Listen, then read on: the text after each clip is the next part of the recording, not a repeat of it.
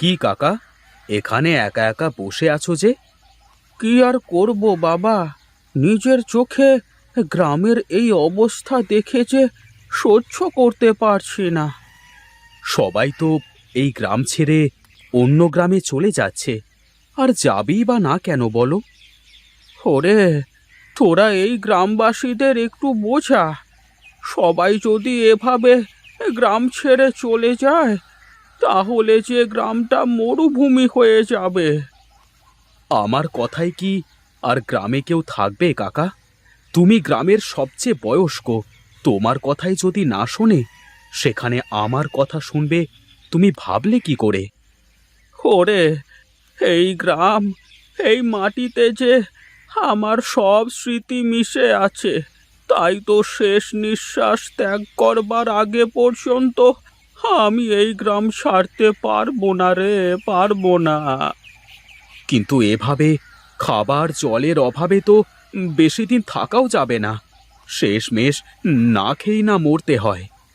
মরতে হয় মরবো, তাও এই মাটি ছেড়ে যে আমাকে কেউ কোথাও নিয়ে যেতে পারবে না। আমিও যাচ্ছি না কাকা, আমার বাপ দাদার ভিটে ছেড়ে আমি কোথাও যাব না। গ্রামের সবাই মিলে যদি একটু কষ্ট। আমিও যাচ্ছি না কাকা, আমার বাপ দাদার ভিটে ছেড়ে আমি কোথাও যাব না। গ্রামের সবাই মিলে যদি একটু কষ্ট করত, তাহলে হয়তো। আর এই উত্তরের মাঠের পরে যে পাহাড়, ওই পাহাড়ের গা ঘেঁষে তো বড় নদী। যদি ওখান থেকে খাল কেটে গ্রামে পানি ঢোকানো যেত, তাহলে আজ এই সমস্যায় পড়তে হতো না। সে তো অনেক দূরের কথা কাকা, আর এত বড় খাল কাটা কি আর চারটিখানি কথা? জীবন বাঁচানোর জন্য যদি এক গ্রাম থেকে অন্য গ্রামে গিয়ে থাকতে পারে, তাহলে কি এই গ্রামটা বাঁচানোর জন্য খাল কেটে পানি আনাটা খুব কঠিন ছিল? কিন্তু তাতে কি লাভ হতো কাকা? অত কিছু জানি নে বাবা, আমি এই গ্রাম ছেড়ে কোথাও যাব না। কই গো গিন্নি, কটা কি খেতে দেবে আমাকে? তা না দিলে আর কি করে চলবে শুনি? না, তোমার ভাবসাব দেখে তো মনে হচ্ছে না যে তুমি আমাকে এখন খেতে দেবে। বাজে বকো না তো, তুমি বসো, আমি খাবার দিচ্ছি। এই তো বসে পড়লাম, এবার ছটপট দাও দেখি খাবার।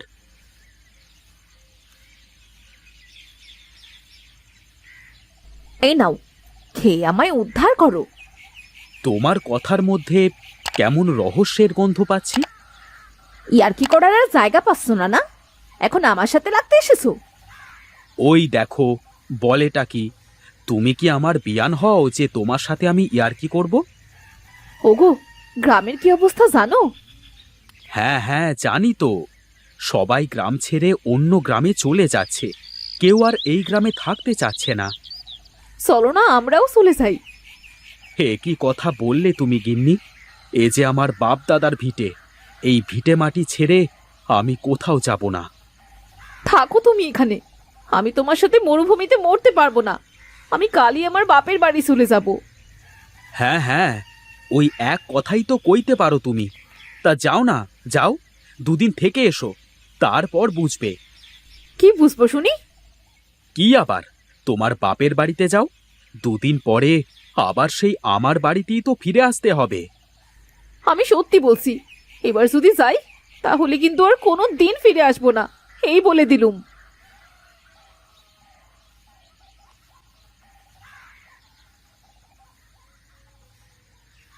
কাকা, ও হরিহর কাকা, বাড়িতে আছো? কে? কে ডাকে আমাকে? আমি গো কাকা, আমি আমি গোপাল। ও আচ্ছা, তাই বল। আয় আয়, এদিকে আয়, বস এখানে, বস। তা কি বলবি, বল। বলবার তো কিছুই নেই কাকা, এই গ্রামের সেই ছোট থেকে বড় হয়েছি, চোখের সামনে কত কিছু দেখলাম, আজ গ্রামটা কেমন মরা মরা মনে হচ্ছে। আমার তো একটাই দুঃখ, যদি মরবার আগে আর একবার আমার গ্রামটাকে আগের মতো সবুজ, মাঠ ভরা ক্ষেত, বাচ্চাদের দৌড়াদৌড়ি, গ্রামের মেলা দেখে যেতে পারতাম। সেসব কপালে আছে কিনা তা তো বলতে পারি না কাকা, তবে আমি তোমার সাথে একটা কথা বলতে আসলাম। বল দেখি, কি বলবি? গ্রামের সবাই তো এই গ্রাম ছেড়ে চলে যাচ্ছে। সব ফসলের জমি পানির অভাবে অকেজো হয়ে পড়ে আছে। কেউ তাদের জমির কোনো খোঁজ খবর নিচ্ছে না। তাই আমি ভাবলাম, আমরা যদি যারা যারা গ্রামে থাকতে চাই তারা মিলে গ্রামের জন্য কিছু করি, তবে অতি উত্তম কথা বাছা। তা কি করবি বলে ভেবেছিস? এই গ্রামের বাইরে আমার কিছু জমি আছে, ওটা বিক্রি করে আর সবাই মিলে কিছু পয়সা খরচ করে আমরা ওই দূরের পাহাড়ি নদী থেকে খাল কেটে গ্রামে পানি নিয়ে আসব। তাহলেই আমাদের গ্রাম আবার আগের মতো হয়ে যাবে। তুই তুই আমার মনের কথা বলেছিস গোপাল। এই কথা আমি আগেও গ্রামবাসীকে বলেছিলাম। শোনো কাকা, তখন সবাই সবার জমি নষ্ট করবে না ভেবে করেনি, কিন্তু এখন তো আর সেই ভয় নেই। নদী থেকে সোজা খাল কেটে নিয়ে আসবো, তাতে যার জমি বেঁধে যাবে যাক। হ্যাঁ হ্যাঁ, তবে তাই কর দেখি। ঠিক আছে কাকা, এখন তাহলে আমি চলি।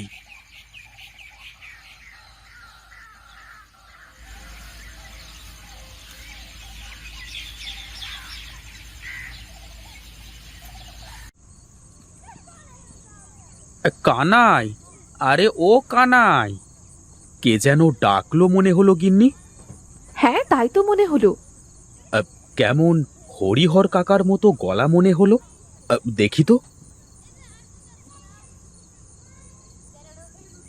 আরে কাকা, তুমি এত রাতে? ভিতরে এসো, ভিতরে এসো। এইখানে বসুন কাকা। তা কি মনে করে কাকা এত রাতে আমার বাড়িতে? হ্যাঁ, একটা জরুরি কাজে আসলাম তোর কাছে। কি কথা বলো তো দেখি কাকা। আজ গোপালের সাথে আমার কথা হয়েছে, ও আমার কথার সাথে একমত। উত্তরের মাঠের ওপারে পাহাড়ি নদী থেকে খাল কেটে গ্রামে পানি ঢোকাতে হবে। এতে তো অনেক লোক লাগবে, দু একজনে কি করা যাবে? শোন শোন, তোকে একটা গোপন কথা বলি, কাউকে কিন্তু তুই বলতে পারবি না। কাকা, তুমি বিশ্বাস করো, এ কথা আমরা তিনজন ছাড়া আর কেউ জানবে না। গোপালকে সাথে নিয়ে করতে হবে, তাই গোপালেরও জানা উচিত। তাহলে সমস্যা নেই কাকা, কিন্তু কি গোপন কথা বলো দেখি। আমার কাছে একটা কোদাল আছে। এই কোদাল কোনো সাধারণ কোদাল না। এই কোদাল দিয়ে খুব সহজে তোরা দুজন এক রাতে খাল কেটে গ্রামে পানি আনতে পারবি। বলো কি কাকা, এটা কিভাবে সম্ভব? তার মানে কোদালটা কি জাদুর কোদাল? হ্যাঁ রে মা, এই কোদালটা আমার অনেক সাধনার, আমি অনেক চেষ্টার পর এটা পেয়েছি। আমি চাই গ্রামের এই খারাপ সময়ে আমি এটা দিয়ে সবার উপকার করব। ঠিক আছে কাকা, তাহলে আমি আর গোপালদা কালকেই কাজ শুরু করি। ঠিক আছে, তাহলে এখন আমি চলি। তুই আর গোপাল কালকে সন্ধ্যায় আমার বাড়িতে যাস, আর সাবধান, কেউ যেন এটা জানতে না পারে।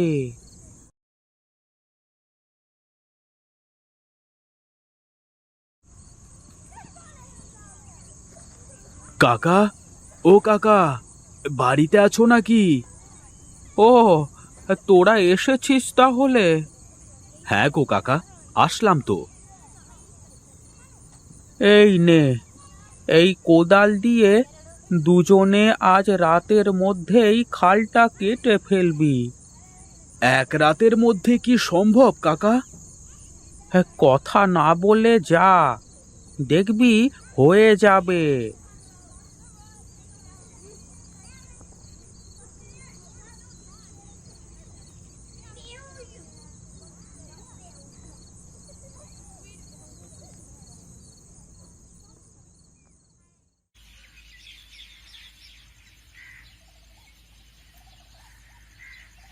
হরিহর কাকা আমাদের গ্রামের জন্য যা করলো তা আমরা কখনো ভুলতে পারবো না। হ্যাঁ গো গোপালদা, আজ যদি হরিহর কাকা না থাকতো। তুমি এসেছো কাকা? হ্যাঁ রে, আসলাম। একটা কথা বলবার ছিল। বলো কাকা, কি বলবে? আমরা যে তোমার কথা শোনবার জন্য অপেক্ষা করছি। শোন বাছাধন, আমি বোধহয় আর তোদের মাঝে থাকতে পারবো না। তোদের একটা জিনিস দিতে এসেছি। সে কি কথা কাকা? তুমি কোথায় যাবে? আমার যে ওপারের ডাক চলে এসেছে। আমি যা বলি মনোযোগ দিয়ে শোন।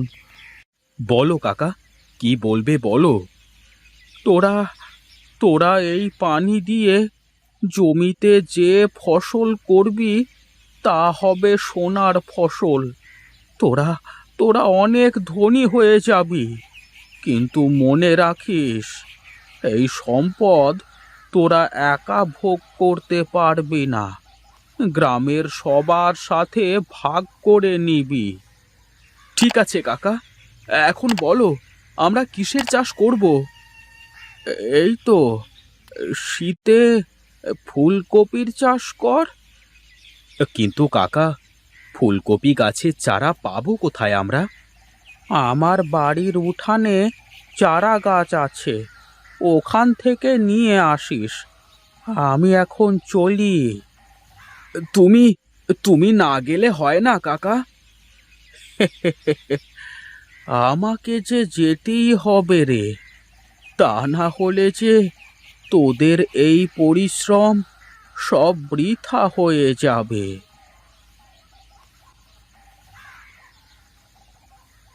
কিরে কানাই, হরিহর কাকা তো বলেছিল সব ফুলকপি সোনার হবে। হরিহর কাকা যেহেতু বলে গেছে, তাহলে তা হবেই। ও নিয়ে তুমি চিন্তা করো না। কানাই, দেখ দেখ, মনে হচ্ছে আমাদের গ্রামে অনেক লোক আসতে শুরু করেছে। হ্যাঁ গো দাদা, তাই তো।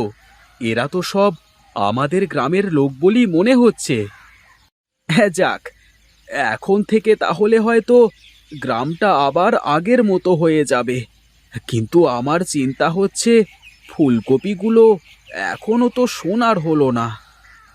এত অধৈর্য হয়েও না গোপালদা, সবুরে মেওয়া পাকে। হ্যাঁ হ্যাঁ, তা এখন চল দেখি, বাড়িতে যাই।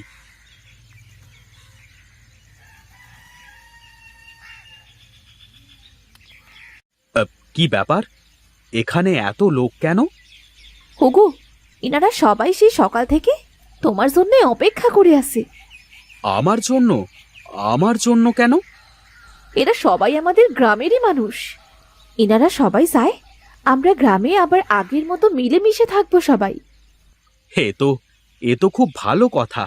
সবাই শোনেন, আজ থেকে আপনারা এই গ্রামেই থাকবেন, আর আপনাদের নিজেদের জমিতেই চাষ করবেন।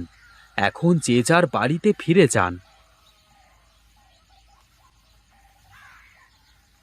হ্যাঁ গো, তাহলে এবার থেকে আমরা আর গ্রাম ছেড়ে যাব না। দেখো, গ্রামের সবাই কেমন তোমাকে মান্যি করছে। তা কেন? তুমি তো তোমার বাপের বাড়িতে যেতে চেয়েছিলে, এখন যাও, আমি তোমাকে আটকাবো না। ধুর, তুমি এখনো ও কথা মনে রেখেছো? মনে না রেখি বা কি করি, একটাই তো মন। আমার ভুল হয়ে গেছে গো, আর কখনো বলবো না এমন কথা।